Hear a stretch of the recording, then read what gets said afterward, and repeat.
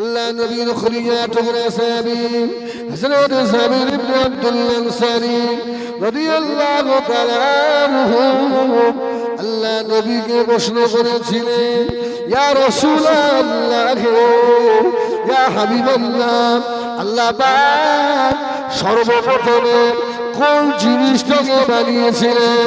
আল্লাহ নবী জবাব দিয়েছিলেন, ও আমার সাহাবী হযরত জাবির ইবনে আব্দুল্লাহ, শুনে রাখো, সর্বপ্রথমে আমি রাসূলুল্লাহ আমার নূরকে বানানো হয়েছে।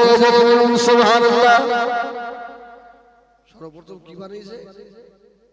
আমার নৈবাকের নূর। আসমান জমিন জান্নাত জাহান্নাম জিন ইনসান ফেরেশতা কিছুই ছিল না, আমার নবীকে আল্লাহ তার আগে বানিয়েছিলেন। জোরে বলুন সুবহান। ও কুমার জনে শোনেরা, তাড়াতাড়ি বলুন, আজকে এই পৃথিবীতে আমরা মনুষ্য জাতি রয়েছি, আমাদের পূর্বে আর কোন জাতি ছিল কিনা বলুন? এই আমাদের পূর্বে আর কোন জাতির বসবাস ছিল এ দুনিয়ায়? কেউ কিছু বলে না। আরে হ্যাঁ কিনা বলবেন? অন্য কোন জাতির বসবাস ছিল? ছিল না। কে বলেছে আপনার? জিনদের বাস ছিল। জোরে বলুন সুবহানাল্লাহ। কাদের বাস? জিন। ও আমার ভাইয়েরা, সোনামারি গেলাম, আল্লাহ পাক আমার আপনার নবীর নূরটাকে হিস্সা বা হিস্সা করে আসমান বানালেন, জমিন বানালেন, জান্নাত বানালেন, জাহান্নাম বানালেন, ফেরেশতা বানালেন, জিন ইনসানকে আল্লাহ বানালেন। আল্লাহ পাক এই দুনিয়ার জমিনেতে জিন জাতিকে বানিয়েছিলেন। এই জিনেরা আল্লাহর নাফরমান হয়ে গেল। আল্লাহ পাক কিছু কিছু জিনকে আল্লাহ শেষ করে দিয়েছিলেন। আমার ভাইয়েরা, এই ইবলিস শয়তান আমরা দেখে বলি, এই ইবলিস শয়তান আপনার জিন না ফেরেশতা? কি ছিল? জিন। জিন ফেরেশতা নয়। তাহলে এখান থেকে বুঝতে পারলাম যে সব জিন ধ্বংস হয়নি। দুনিয়ায় ভূত বলে কিছু আছে? আমরা ওর ভূতি হয়েছে রে, ভূতি। আরে ভূতি বাইরে খবিস জিনে হয়েছে। জিন আছে, যেমন মানুষের মধ্যে ভালো মন্দ মানুষ আছে, এরকম জিনদের মধ্যে ভালো মন্দ আছে না নেই? জিনদের মধ্যে আল্লাহর ওলিও আছে, আলেমও আছে। জোরে বলুন সুবহানাল্লাহ। এই জিন জাতিকে আল্লাহ শেষ করে দিয়ে এবার আল্লাহ চিন্তা করলেন, ওয়াইদ ক্বালা রাব্বুকা লিল মালাইকাতি ইন্নী জাইলুন ফিল আরদি খলিফা। আল্লাহ ফেরেশতাদের থেকে বলল, ফেরেশতারা, আমি ইচ্ছা করেছি একটা খলিফা বানাবো, তোমাদের মতামত কি? ফেরেশতারা কি বলেছিল? আল্লাহ, এরা জিনদের মতো নাফরমান হয়ে যাবে। আল্লাহ বলল, ইন্নী আলামু মা লা তা'লামুন, আমি যা জানি তোমরা তা জানো না। ও আমার ভাইয়েরা, সোনা মালিকেরা, আল্লাহ পাক মানুষকে খলিফাকে আল্লাহ বানাবে। আল্লাহ পাক ডাক দিলেন, ও সালাম, এদিকে আসেন। হযরত জিবরাইলকে ডাকলেন, জিবরাইল দুনিয়া জমিনে চলে যান। ওই সময় দুনিয়ায় সূর্য উঠতো না, দুনিয়া অন্ধকার ছিল। আল্লাহ জিবরিলকে বানালেন, ও সালাম, এই দুনিয়া জমিন থেকে মাটি নিয়ে আসে, আমি আল্লাহ মাটি দিয়ে খলিফা বানাবো। বলুন সুবহানাল্লাহ। আমরা কিসের বানাবো? আমরা কিসের? মাটির।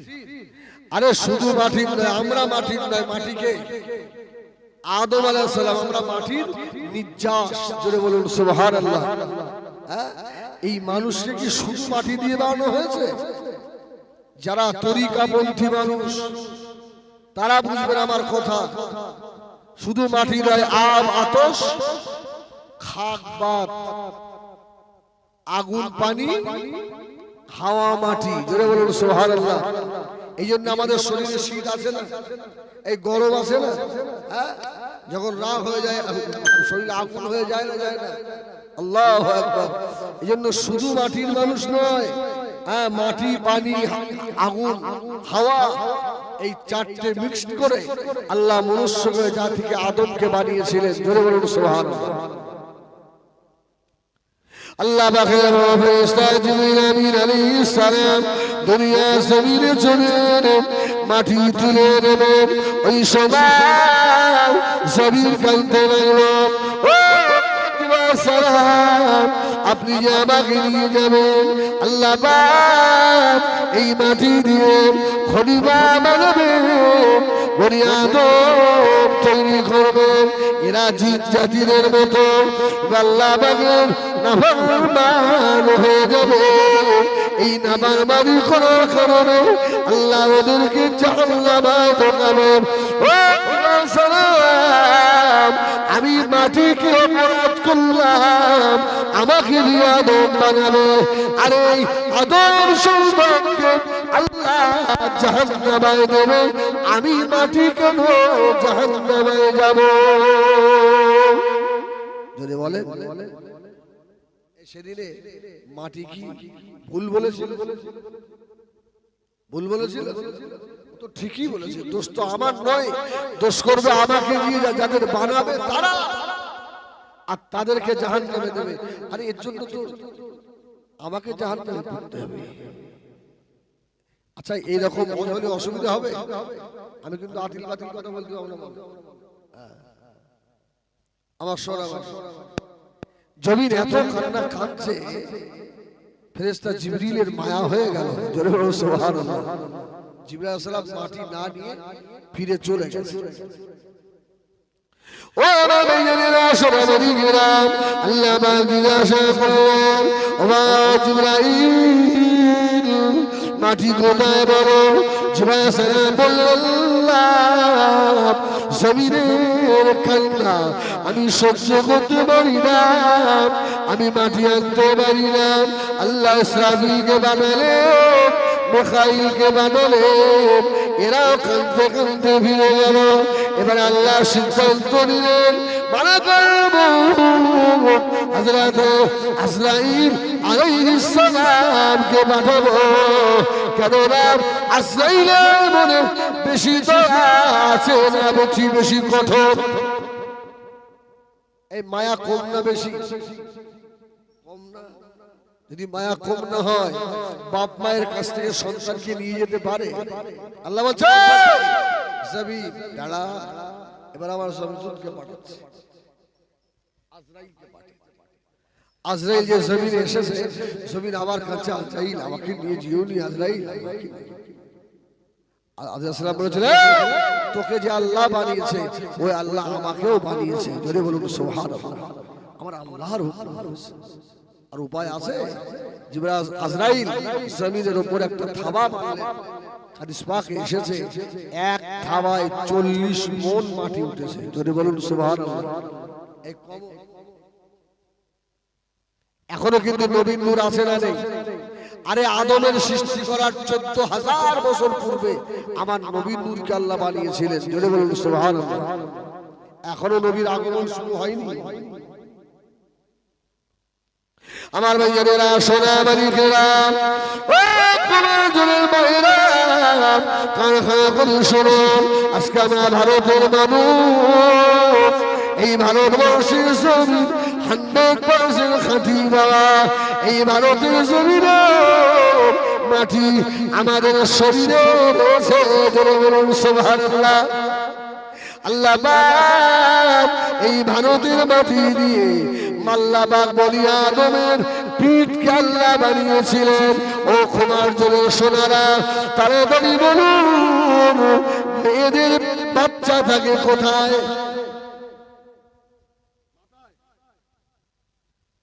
পেটে। আর পুরুষের বাচ্চা থাকে? হুজুর আমাদের কি বাচ্চা হয় নাকি? মেয়েদের বাচ্চা থাকে পেটে, আর পুরুষের বাচ্চা থাকে পিঠে। জোরে বলুন সুবহানাল্লাহ।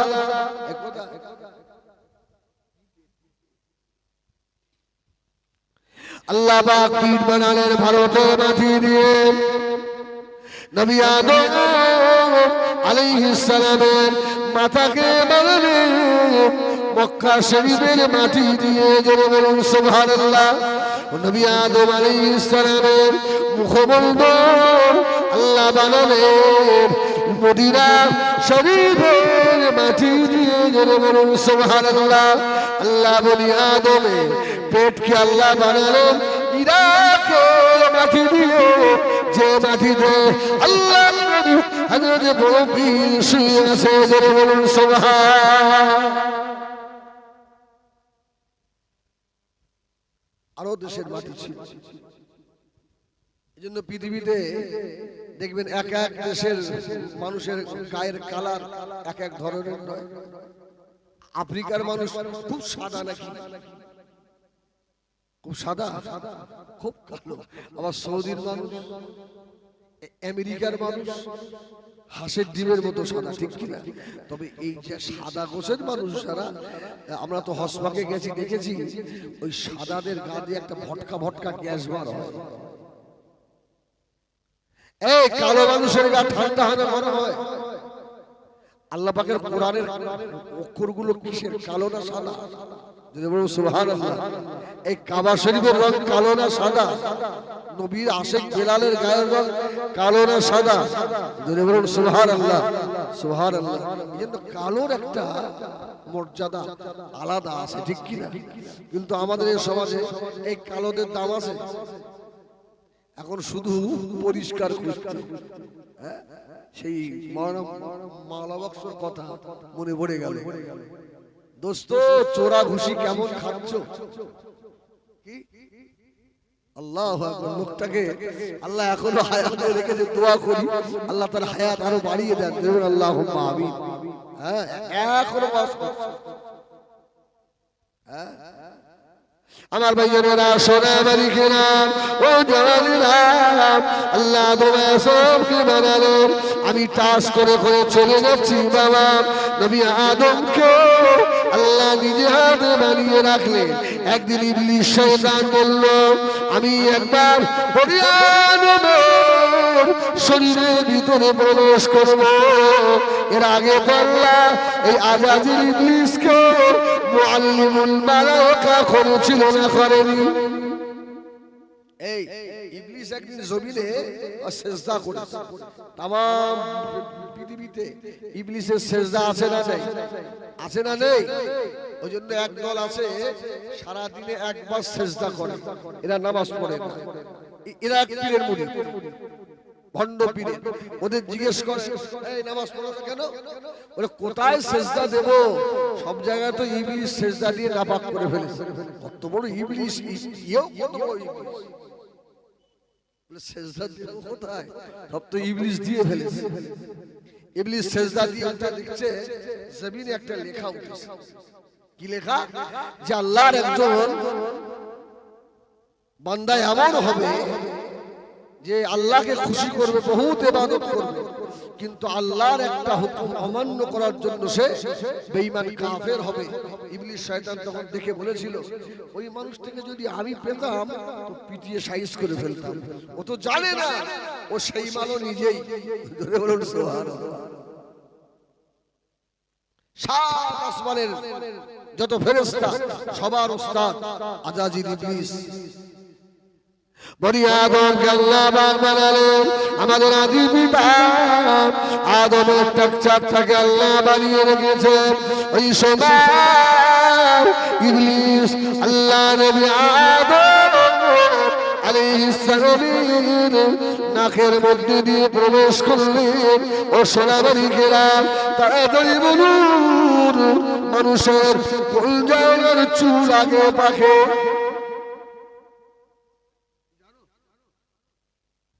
অনেকে বলে হুজুর মুখের চুল, অনেকে বলে অনেকে বলে দাড়ি। আরে না না, এটা হচ্ছে হাই রোড। নাকের চুল আগে পাকে। রুহু দেওয়া হয়েছে নাক দিয়ে, আবার জান কিন্তু ওখান থেকেই নেওয়া হবে, ঠিক কি না? নবী আদম আলাইহিস সালামের নাকের ভিতর দিয়ে ইবলিস শয়তান ভিতরে প্রবেশ করলো। হযরত আদম আলাইহিস সালামের সমস্ত শরীরটাকে সারসিং করলো, বাবা সারসিং করে বার হয়ে চলে এলো। ফেরেশতারা জিজ্ঞাসা করলো, ওয়া আমাদের ওস্তাদ আপনি কেমন দেখলেন বলুন, আল্লাহ খলিফা কেমন বানিয়েছে?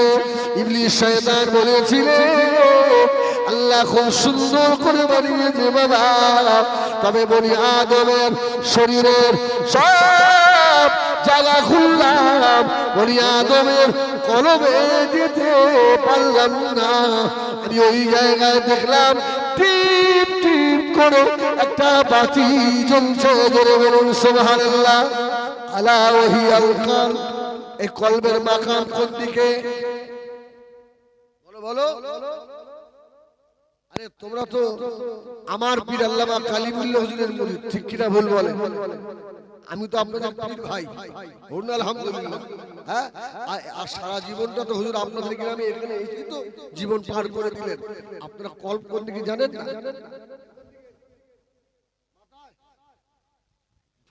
সুবহানাল্লাহ সুবহানাল্লাহ।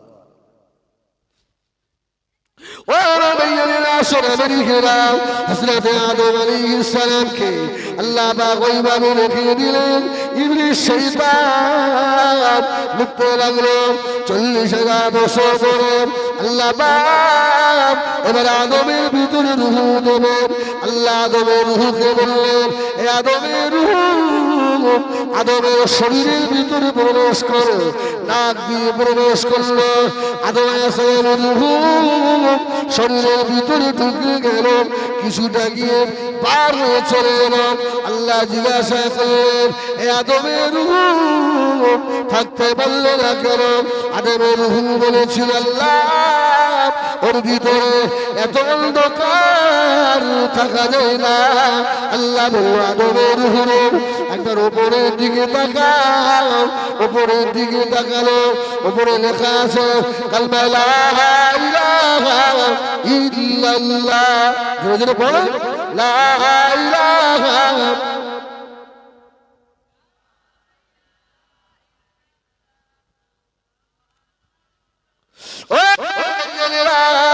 আল্লাহ নবীর আশেপাশে নবী আদম আলাইহিস সালামের রূহ আদমের ভিতরে ঢুকে গেল। বলে বলুন সুবহানাল্লাহ।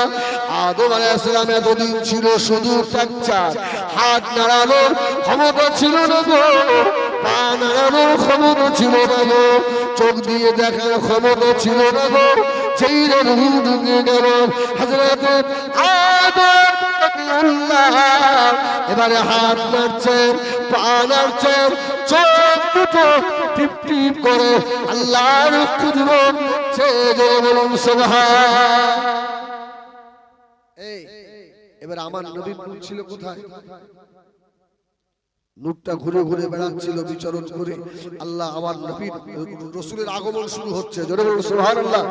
এই রাসূলের আগমন শুরু হচ্ছে, ওই নূরটাকে নিয়ে এসে হযরত আদম আলাইহিস সালামের আল্লাহ পাক পিঠে আগে লটকে দিলেন, জোরে বলুন সুবহানাল্লাহ। এই আগে বললাম বাচ্চাটাকে, আপনাদের সন্দেহ হচ্ছে যে বলছি কি কিছু টেনে এসে নাকি? শালা আমাদের বাচ্চা পিঠে হবে কবে? আরে আমার নবীর নূর আল্লাহ দিলেন কোথা?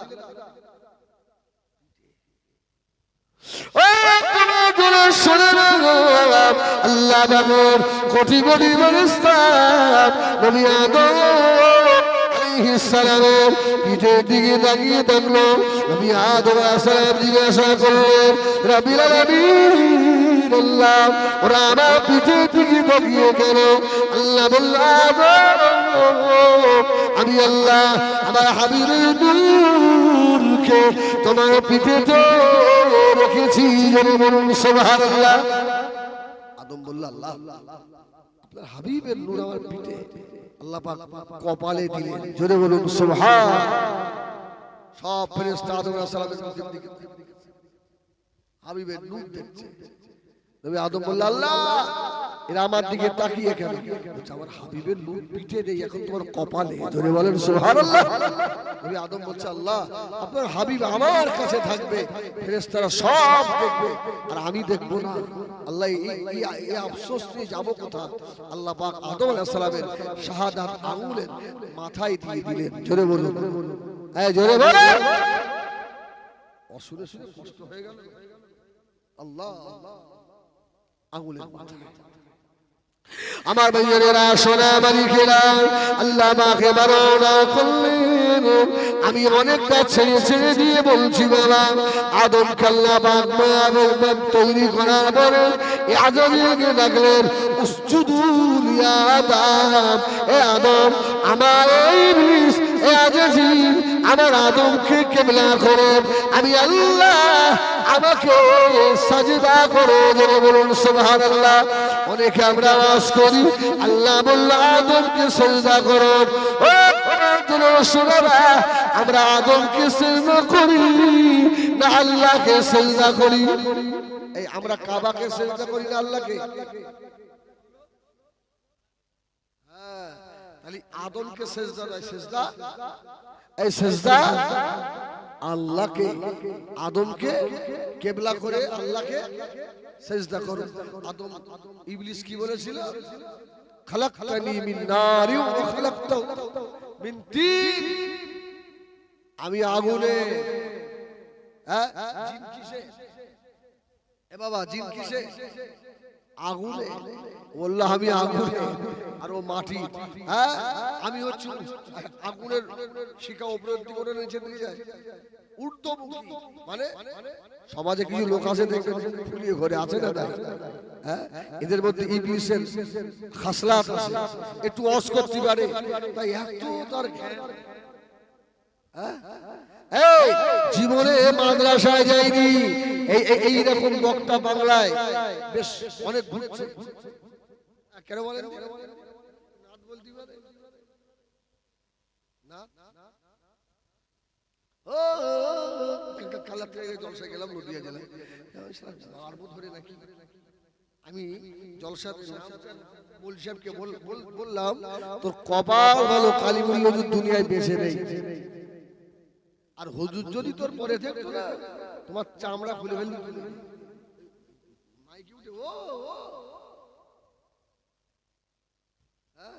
তোর কপাল ভালো, হুজুর দুনিয়ায় নেই। আল্লাহ আমার ভাইয়েরা সোনা বালিকেরা, ওই সময় আদম আলাইহিস সালামকে ইবলিস সিজদা করলো না, আল্লাহকে সিজদা করলো না, আদমকে কিবলা করে আল্লাহ পাক বলে দিলেন আবা ইস্তাকবারা ওয়া কানা মিনাল কাফিরিন। সেই যে সিজদা করার পরে লেখা উঠেছিল না ওঠেনি? মনে আছে? ইবলিসের সেদিনে সাড় হয়েছে, আল্লাহ আমি তো বুঝিনি, সেই জিনিসটা আমি ছিলাম। আল্লাহ আমি তো লানাতের দাগ আমার গলায় এসে গেছে, এখন আমার উপায় তা আমাকে কিছু পাওয়ার দেন। আমি তো এত বছর আপনার ইবাদত করেছি। আল্লাহ বলল কি চাস? বলল আমি মানুষের শিরা উপশিরায় ঢুকবো। আল্লাহ বলল যা দিয়ে দিলাম। এই আপনাদের গ্রামে এবার মুসল্লি আছে নামাজ পড়তে গিয়ে হাই উঠে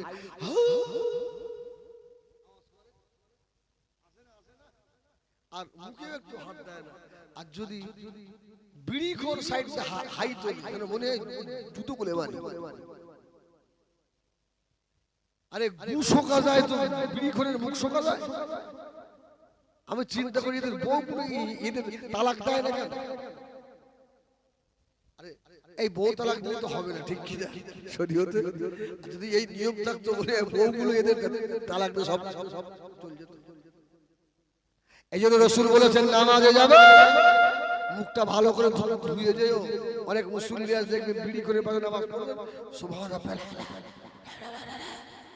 নাক ধরে পড়তে এত গ্যাস। আল্লাহু আকবার।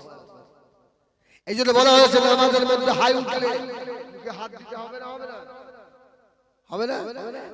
সাহাবায়ে কেরামরা এই হাইকে আটকানোর জন্য এত চেষ্টা করতেন। হাদিস পাকে এসেছে সাহাবীদের জিভ কেটে অনেক সাহাবী আপনার পড়ে গেছে, কারণ এই হাইয়ের ভিতর দিয়ে ইবলিস শয়তান ঢুকে যায়, শরীরে ঢুকে গিয়ে ওয়াসওয়াসা দেয়। আল্লাহ বলল পাওয়ার দিলাম, আল্লাহ আমি তাম বিশ্বটা যেন সেকেন্ডের মধ্যে ভ্রমণ করতে পারি। আল্লাহ বলল আল্লাহ আমি যখন যার আকার সুরাত ধর্ম মনে করব যেন পারি। আল্লাহ বলল যা। ইবলিস এবারে বগল বাজাচ্ছে, সব জাহান্নামে দিয়ে দেবো, সব জাহান্নাম। আল্লাহ পাক ওই সময় আবার বলেছিলেন, এ জিন শুনে রেখে দে, পারবি না আমার বান্দারা গুনাহ করে ওদের জীবনের গুনাহ যদি আসমান পর্যন্ত থেকে যায়, আর আমার বান্দা যদি জীবনের গুনার কথা মনে করে গভীর রাত্রিরে আমি আল্লাহকে আল্লাহ আল্লাহ আল্লাহ আল্লাহ বলে যদি ডাকে, আমি আল্লাহ আর আমার আমার বান্দার জীবনের গুণগুলোকে মাফ করে দেব। আমি ওপরের দিক ফাঁকা রেখেছি, আমার বান্দা গুনাহ করে যদি শেষ হয়ে যায়, আমার বান্দা যদি সাজদায় পড়ে গিয়ে একবার সুবহান রাব্বিয়াল আলা সুবহান রাব্বিয়াল আলা এই তাসবিহ যদি তেলাওয়াত করে, আমি আল্লাহ গফুরুর রহিম এদের জীবনের সমস্ত গুনাহগুলোকে মাফ করে দেব। খুশি না বেজা? খুশি তো সেটা মনে হলো না, একটু জোরে করতে হবে নারায়ে তাকবীর। আলহামদুলিল্লাহ। এই আমি খুব বাদ দিয়ে বলছি, খুঁটিয়ে বললে মূল জায়গায় যেতে পারবো না। আদমের পিঠে কপালে হাতে রাসূলের নূর এসে গেল, সিজদা করলো না, লানাতের তাক গলায় পড়ে গেল। আল্লাহ আদম আলাইহিস সালামকে কি করলেন? জান্নাতে রাখলেন। ঠিক তো রাখি? জান্নাতে আদম থাকো। আল্লাহ বললেন এই গাছের গোড়ায় যাবে না, এর ফল খাবে না। জান্নাতে একা আছে, ভালো লাগে না। আব্বা আদমের বাম সাইডের পাঁজরের হাড় দিয়ে মা হাওয়াকে বানালেন। জোরে বলুন সুবহানাল্লাহ। হাওয়া আলাইহিস সালাম ঘুমিয়েছিলেন, উঠে দেখতে সুন্দরী একজন মেয়ে পাশে। আদম আলাইহিস সালাম আব্বা, আল্লাহ বলে নো টাচ। আল্লাহ আল্লাহ আমার সঙ্গী পেয়ে গেছি। আল্লাহ আল্লাহ বলল সঙ্গী পেলে কি হবে? দেনমোহর দিয়ে দেনমোহর, এই সবার দেনমোহর শোধ আছে ইনশাআল্লাহ নাকি ওই ভাবেই চালাচ্ছে? চাচা যদি দেনমোহর শোধ হয় আর ওই ভাবেই যদি চালাও, যখন মরবে আল্লাহ কিন্তু ওইভাবে চালাবে। আল্লাহ ওইভাবে চালাবে। কিয়ামতের ময়দানে তোমাকে আল্লাহ পাক জিনাকারের কাতারে দাঁড় করিয়ে দেবে। হ্যাঁ, স্ত্রীর দেনমোহর শোধ করো, আর যদি না থাকে বিবি যদি ক্ষমা করে দেয় তো আলহামদুলিল্লাহ। এখন বিয়ে বাড়ি গিয়ে দেখবেন শুধু ঝামেলা দেনমোহর নিয়ে, ঠিক কিনা? আমি অনেক জলসায় বলেও ফেলেছি, আল্লাহু আকবার। এখনকার ছেলেরা বিয়ে করতে যায়, এদের ওই আপনার সঙ্গী যারা যায় পেশো বন্ধু, এদের দেখে মনে হয় জুতো গুলে মারে। হ্যাঁ ভাই, গতবারে ভোটে একটা ছেলে আমাদের ওখানে কেটেছে, তো এখানে সেই তৃণমূলের ফুল।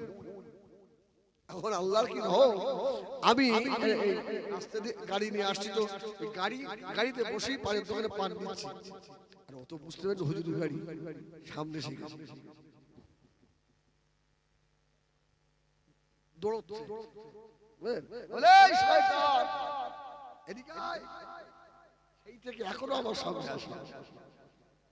আল্লাহ আচ্ছা, এদের দেখে ইবলিস শয়তান কাঁদবে না যে আল্লাহ আমারে কেন তুমি শয়তান করলে? এত বড় বড় শয়তান দুনিয়ায় থাকে। আল্লাহু আকবার। আমার যুবক ভাইরা যখন বিয়ে করতে যাবে দাদুকে নিয়ে যাবে, এরা মুরব্বিদের নিয়ে যাবে, এদের দোয়া কবুল হবে। জোরে বলুন সুবহানাল্লাহ। আর যেসব উল্লুক ভাল্লুক গুলো নিয়ে যাও, ওরা প্রস্রাব ফিরে পানিও নেয় না, পকেটে একটা টুপিও থাকে না। এখন মৌলী সাহেব তো দোয়া করতে হলে আমাদের মাল দেবে না, কি সেই নাক মোছা রুমালে মাথায় দেয়, আর দোয়া করে ওরা হাসে। ঠিক না ভুল? আরে আমি 30 বছর ইমামতি করেছি, বয়স তো আমার কম হয়েছে। আমি জানি বিয়ে বরের কি করতে। যেই বলবে চাচা দেনমোহর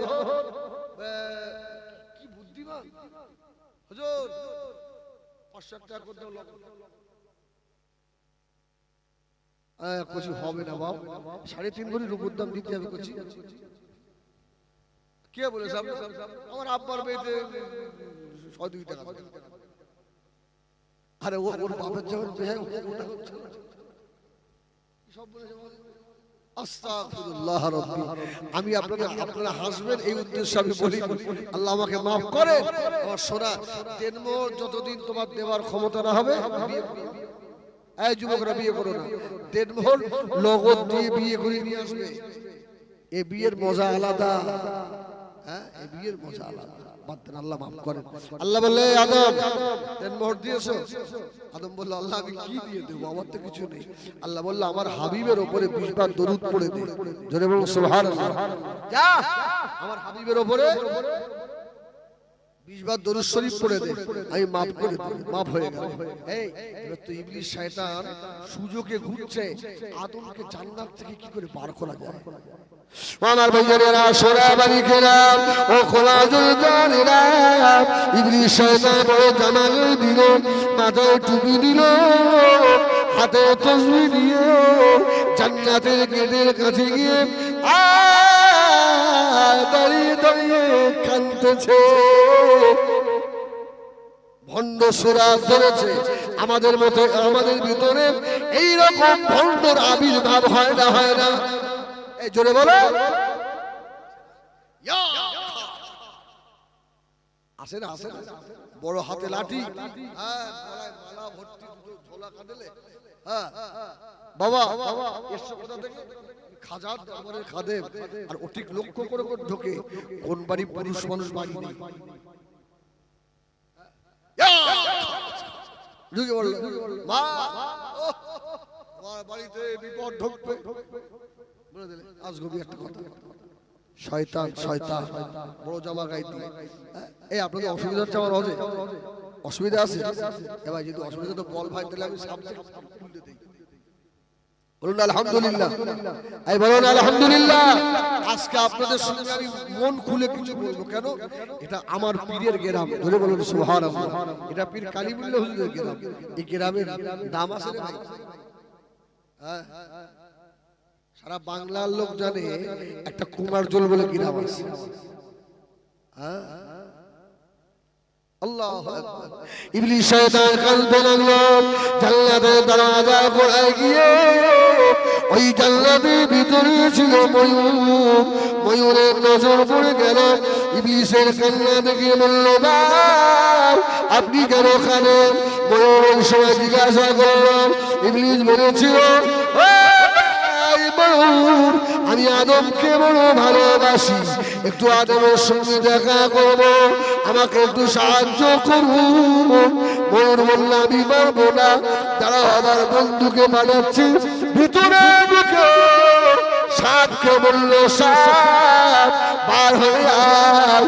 ওই দেখ জান্নাতের বাইরে একজন দরবেশ দাঁড়িয়ে দাঁড়িয়ে কাঁদে, ওকে জান্নাতের ভিতরে নিয়ে আসতে হবে। সাপ জান্নাতের দরওয়াজা দিয়ে বার হয়ে গিয়ে হা করে ফেলল। ইবলিস শয়তান সাপের মুখের উপরে গিয়ে বসলো, সাপ ভিতরে ঢুকিয়ে দিল। ইবলিস ঢুকে পড়েছে, ভিতরে ঢুকে পড়ে আগে তো গিয়েছে মা হাওয়ার কাছে। কেন মেয়েদের মন তো সরল হয় নাকি? আর যে দেশে দায়িত্ব পায় মেয়েরা ও দেশ কিন্তু ধ্বংস হয়। এ ভাই মারবে না তো আল্লাহ। আমি সত্যি কথাটা বলি, আল্লাহ দেখেছেন। আরে বাংলাদেশে কুমিল্লায় কি হয়েছে আমরা নিন্দা করিনি? হ্যাঁ, নিন্দা করিনি আমরা? খারাপ কাজ হয়েছে, বাংলাদেশ সরকার স্টেপ নিয়েছে। আজকে আমাদের এই ত্রিপুরায় কি হচ্ছে দেখেন, এবার খুলে খুলে দেখেন, মসজিদে দাও দাও করে আগুন জ্বলছে। আমরা অতটা পাগল নই। শোনো, আজকে এই দেশের সরকার, আমাদের মুখ্যমন্ত্রী সব চুপচাপ হয়ে আছে, ঠিক কিনা? আরে এই কথা বলার জন্য যদি আমাকে কেউ মারে, আমার হিন্দু ভাইরা মারবে না, সারা মারলে মুসলমান না মারবে, ঠিক কিনা বল? একজনেই মুখ করছে, তার নাম বলবো না, আপনারা সব তো নেট দেখা মানুষ, এই আপনারা নেট দেখা মানুষ, একজনেই নাম করছে এই ঠিক না, এরা কিছু চলবে না, তাকে বলছে ধরলে ছেড়ে ফেলো। একটা হিন্দুর বাচ্চা বলে বলছে এই সব সময় মিয়ার বাচ্চা, ঠিক না ভুল বলো? তোর ঈমান আছে চাচা? আল্লাহ মাফ করে। এখন আর কিছু করার নেই, এখন আমাদের শুধু চোখের পানি ছাড়া আর কিছু আছে? সব রাজনীতি, সব রাজনীতি, ঠিক কি না? আল্লাহ ক্ষমা করেন। আল্লাহ যারা মসজিদের উপরে অত্যাচার করছে, আপনি এদেরকে সুমতি দেন, যদি বলেন আল্লাহুম্মা আমিন। আল্লাহ এদের বুদ্ধি দেন। কেন আমাদের হাদিসে আছে, আমাদের নবী বলেছেন হুব্বুল ওয়াতান আশআবুম মিনাল ঈমান, দেশকে ভালোবাসা ঈমানের অঙ্গ, জোরে বলুন সুবহানাল্লাহ সুবহানাল্লাহ। এখন খুব প্রতিবাদ শেষ করে দিচ্ছে, মুসলমানদের মসজিদে আগুন ধরিয়ে দিলে, যখন গুজরাটে আমার মুসলমান মাগুলো পেট চিরে বাচ্চা বার করেছিল, তখন তোমরা ছিলে কোথায়? এই ঠিক কিনা বল? হ্যাঁ, তখন কেউ মুখ খুলে, আমাদের কে আছে? এই জোরে বলো, আল্লাহ আছে। যাক, এই সাবজেক্ট অন্যদিক, আল্লাহ মাফ করে। তো সাপ মুখ হা করলো আর ভিতরে ঢুকে গেল ইবলিস, কাঁদছে, মা হাওয়ার কাছে গেছে, মা হাওয়া এই ফল খান। বলে কেন? বলে আল্লাহ তোমাদের এমনি বলেনি এই ফল খেলে আর জান্নাত থেকে বার হতে হবে না, আর তা নাহলে জান্নাত থেকে বার করে দেবে। মা হাওয়া সরল মানুষ, আল্লাহু আকবার, ফল খেয়ে ফেলেছে। আপনি জান্নাতে একা থাকবেন? আদম ফল নিয়ে আদমকে দেন, বাপ আদম আলাইহিস সালাম কি বলছে খান না, মা হাওয়া আদম আলাইহিস সালাম ছুটছে, খাবে না ফল, খাবে না, জোর করে খাইয়েছে জান্নাতি পোশাক। আচ্ছা, কোন গাছের পাতা দিয়ে ঢেকলো শরীর? এই খাটাগুলো বলেন এই কোন গাছের পাতা? এই বারাইপুরে কোন ফলটা বেশি হয়? যদি বলেন সুবহানাল্লাহ, পেয়ারা গাছের পাতা। আম্মা জান হযরত মা হাওয়া আলাইহিস সালাম পেয়ারা গাছে 5টা পাতা দিয়েছিল। এই জন্য আমার মায়েদের মারা গেল 5টা কাপড়ের কাপড় হয় না, হয় না। আব্বা হযরত আদম আলাইহিস সালাম 3টে পাতা দিল। এই জন্য আমাদের কটা কাপড়ে কাপড় হয়? 3টে। মায়েদের যে শরীর খারাপ হয়, ওই যে পাতা বেরিয়েছিল, রস টুপিয়ে পড়ল, ওই অভিশাপ সারা জীবন কিয়ামত পর্যন্ত মেয়েদের ওই শরীর খারাপটা হবে রে বাবা। শুনে রাখো, আল্লাহ এবারে আদম আলাইহিস সালাম হাওয়া বললেন ভালো লাগে না, পেট কামড়ানো শুরু হয়ে গেছে, পায়খানা করবে। আল্লাহ বলছে, আদম বলছে আল্লাহ পেটের মধ্যে কেমন হচ্ছে? আল্লাহ বলছে শোনো, এটা জান্নাত, এখানে পায়খানা করার জায়গা নয়। জোরে বলুন সুবহানাল্লাহ। এই যারা জান্নাতি হবে এদের পায়খানা, জান্নাতে পায়খানা থাকবে না, তাহলে হাঁকবেন কোথায়? আরে আল্লাহর নিয়ামত খাবে, ঠেকুর উঠবে তো শেষ। জোরে বলুন সুবহানাল্লাহ, শেষ আর ভালো। আল্লাহ পাক দুনিয়ায় বানিয়ে দিলেন বাথরুম করে এসো। আল্লাহ এবারে ডাকলেন, এই সাপ, তুই আমার আদমকে জান্নাত থেকে বের করার জন্য কেন ইবলিসকে ঢোকালি? সাপ বলল, আল্লাহ আমাকে ময়ূর কেন খবর দিল? আল্লাহ বাঁচাই, তুই খবর দিয়েছিলিস? আল্লাহ ওর কান্না থেকে থাকতে পারিনি আল্লাহ। আল্লাহ বলল, যা, আমি তোকে জান্নাতে সোনার পা দিয়েছিলাম, আজ থেকে তোর পা দুটো আমি আল্লাহ আলকাতরার মতো কালো করে দিলাম। জোরে বলেন সুবহানাল্লাহ। একটা সাজা। আর দ্বিতীয় নম্বর সাজা, জান্নাত থেকে বার করে দিলাম। এই সাপ, ও বলল বলে তুই আনলি কেন রে শয়তান? সাপ কোনো কথা বলে না। আল্লাহ পাক বলেছিলেন, সাপ আমি আল্লাহ পাক তোর মুখের ভিতরে মিশকে আম্বার দিয়েছিলাম, খুশবু আর খুশবু। তুই ওই মুখের ভিতরে ইবলিসকে বসালি না, আমি ওই খুশবুটা কেড়ে নিয়ে আজ থেকে তোর মুখের ভিতরে বিষ জহর দিয়ে দিলাম। আমি তো জান্নাতে পা দিয়েছিলাম, পা দিয়ে হেঁটে হেঁটে বেড়াতিস, ওই পা দিয়ে হেঁটে হেঁটে গিয়ে ইবলিসকে ঢুকিয়েছিলিস, তোর পা গুলো খুলে নিলাম। আজ থেকে হেঁটে হেঁটে বেড়াবি কিয়ামত পর্যন্ত। সাপুরে আমি আল্লাহ তোর পা দেবো না। সুবহানাল্লাহ। এই যা, তোর মুখে নিষ্কাম্বার এসিস করলাম, তোর পা সিস করে নিলাম, আর তৃতীয় নম্বর সাজা, তোকে জান্নাত থেকে বার করে দিলাম। এবার দেখেছে কারে? এই পেয়ারা গাছ, তুই পাতা দিলি কেন রে? পাতা দিলি কেন? আল্লাহ ওই সময় বলেছিল, পেয়ারা গাছ, তুই যে পাতা দিয়েছিলি, আমি আল্লাহ তোর একটা সাজা দেব, দুনিয়া জান্নাতে আর তোকে রাখবো না। আমি তোকে জান্নাত থেকে তাড়িয়ে দিলাম, তবে শুনে রাখ, তুই যে জান্নাতি হন, তোকে কেউ খারাপ জায়গায় বসাবে না। তুই যে এত জান্নাতি নেওয়া, তোকে মানুষ আদর করে বাড়ির সম্মুখে বসাবে। বলুন সুবহানাল্লাহ। এই পেয়ারা গাছ কি সারকাদায় বসে? বাড়ির সামনে। জোরে বলুন সুবহানাল্লাহ।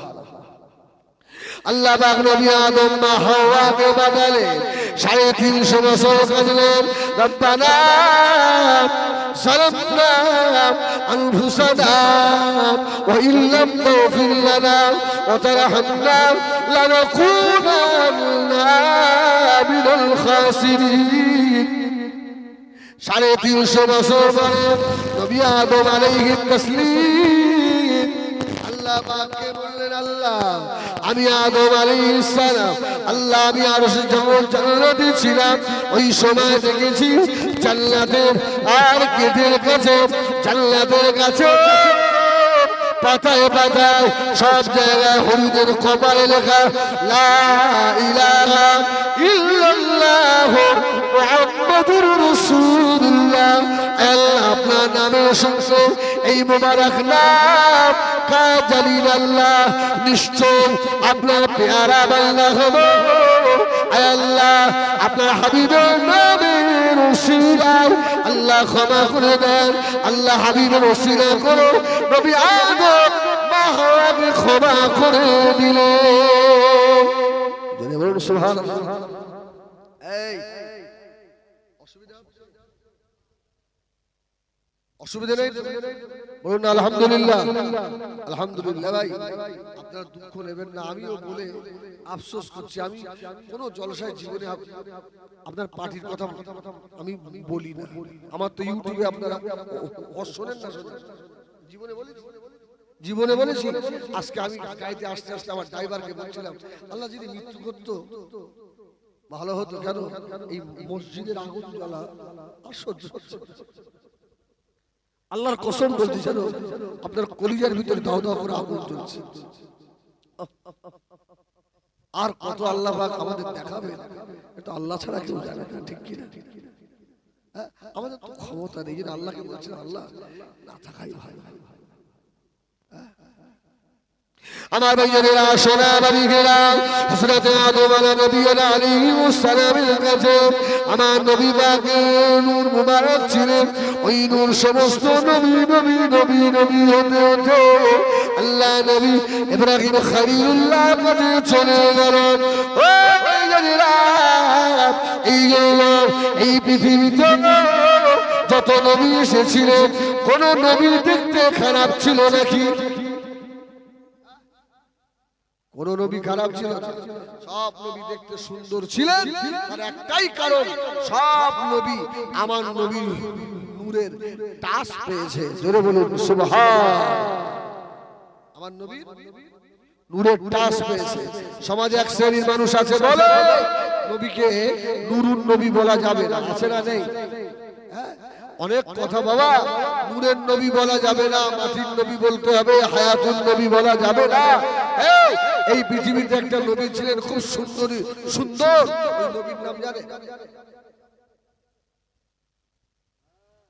নবী হযরতে ইউসুফ আলাইহিস সালাম দুনিয়ার অর্ধেক সৌন্দর্যের হকদারি ছিলেন। জোরে বলুন সুবহানাল্লাহ। নবী ইউসুফ আলাইহিস সালাম যখন হাঁটতেন, তাফসীরে এসেছে মুখে এরকম নেকাব, মুখ দেখাতেন না। জোরে বলুন সুবহানাল্লাহ। এত সুন্দর করেছিলেন। নবী আদম আলাইহিস সালাম আমাবস্যার রাতে যদি একবার নেকাব তো তাফসীর কারকেরা বলেছে 40 মাইল পর্যন্ত আলো হয়ে যেত। জোরে বললেন না সুবহানাল্লাহ। আরে এই যদি ইউসুফের নূর হয়, আরে আমার নবী তো নূরুন আলা নূর। জোরে বলুন সুবহানাল্লাহ। জোরে বলো সুবহানাল্লাহ। আল্লাহ পাক আমার নবীর নূরটাকে অনেকটা ছুপিয়ে রেখেছিলেন। তাফসীর কারকেরা বলেছে যদি রাসূলের নূর জাহির হয়ে যেত তাহলে রাত আর দুনিয়ায় হতো না। জোরে বলুন সুবহানাল্লাহ। এইজন্য তো আম্মা জান আয়েশা বলেছে, মদিনার মেয়েরা তোমাদের ঘরে সূর্য উদিত হয় ফজরের পরে, আর আমি আয়েশা আমার ঘরে সূর্য ওঠে এশার নামাজের পরে। জোরে বলেন, এই জোরে বলেন। মেয়েরা বলল, আম্মা জান আপনার ঘরে এশার পরে কি করে সূর্য ওঠে? আম্মা জান বলেছিলেন, আমার নবী যে এশার পরে আমার ঘরে আসে, আমার নবী পাক যেন সূর্যের থেকেও জ্যোতি। জোরে বলবেন সুবহানাল্লাহ। এইজন্য মা বললেন আমার ঘরে এশার পরে সূর্য ওঠে। আমার ভাইয়েরা সোনা বাড়িরা, নবী আমার দুনিয়ার বাদশা হাবিবুল্লাহ জনাবে মুহাম্মদুর রাসূলুল্লাহ সাল্লাল্লাহু আলাইহি ওয়াসাল্লাম নবী আমার সাহাবায়ে কেরামদেরকে নিয়ে বলেছিল, ওয়া রাসাবিরা আমি রাসূলুল্লাহ আনা যাবিহাইনে, আমি দুই কুরবানি ওয়ালা বাবা। সাহাবায়ে কেরামেরা বললেন, ইয়া রাসূলুল্লাহ ইয়া হাবিবাল্লাহ, আপনার দুটো বাপ কেমন করে? রাসূল বললেন, আনা যাবিহাইন, আমি দুই কুরবানি ওয়ালার বেটা। সাহাবারা প্রশ্ন করলেন, আমার রাসূল জবাব দিলেন, শোনো, এই ইব্রাহিম আলাইহিস সালামের বিবি কটা?